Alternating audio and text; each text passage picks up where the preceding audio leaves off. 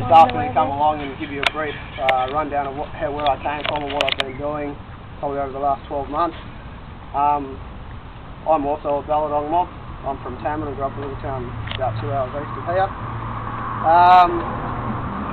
Taman's probably got about 50 kids in the school when I left, and at that point in time, to me, it was the opportunity in the way of working was either being in the farming or at the local abattoir.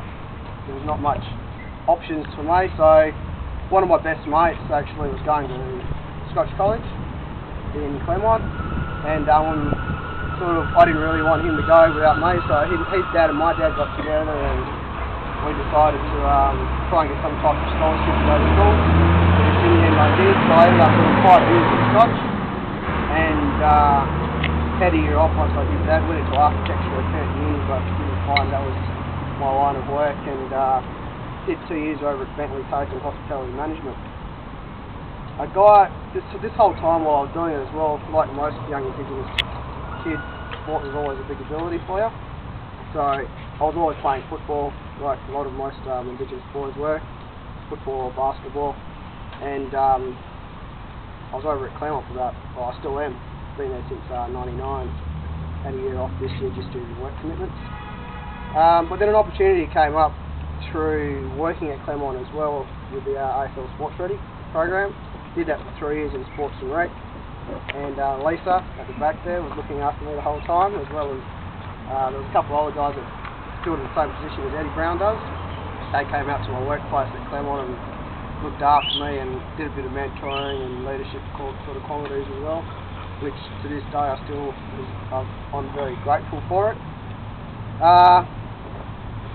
Ended up getting employed by Claremont after the traineeship for 2 years, and an opportunity came up for me to work with an Indigenous company based out of Perth that operated in the golf fields with kids at risk, didn't go to school, stuff like that. So it was a big challenge for me and I loved it. Met a lot of different families and different cultures and traditions, which I'm still very grateful for and keeps it close to my heart.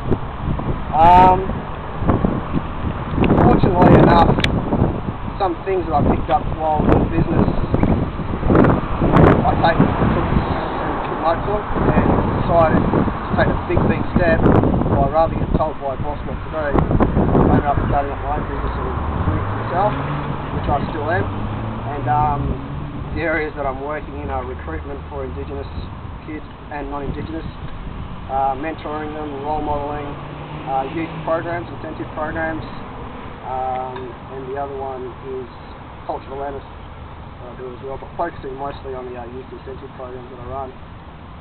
So I guess the common thing through all of that is just opportunities that come towards you and challenging yourself and getting out of your comfort zone to take on those challenges as well. I think throughout your traineeship that you're going to be doing over the next year, 2 years, 3 years, you'll find opportunities that will arise, and if you can have short-term goals, long-term goals, and really see yourself for another 3 or 4 years and set your mind on it and really achieve it. And a lot of the boys that do play football, some of the girls that play netball and basketball and stuff or sporting of some kind will know that, and the competitiveness that they have in them to be the best of their ability, not only on the sporting field but in the workplace as well. It's like going into a meeting and closing a deal. There might be another person trying to do the same thing, you've got to be better than them and sell yourself to that company for your services. So just on that note, I wish you all the best with your traineeship, and I hope to keep in touch with you through Eddie Brown or the other guys in AFL SportsReady, and I'm quite happy to speak with any of the trainees throughout the course of your traineeship to assist you in any way possible.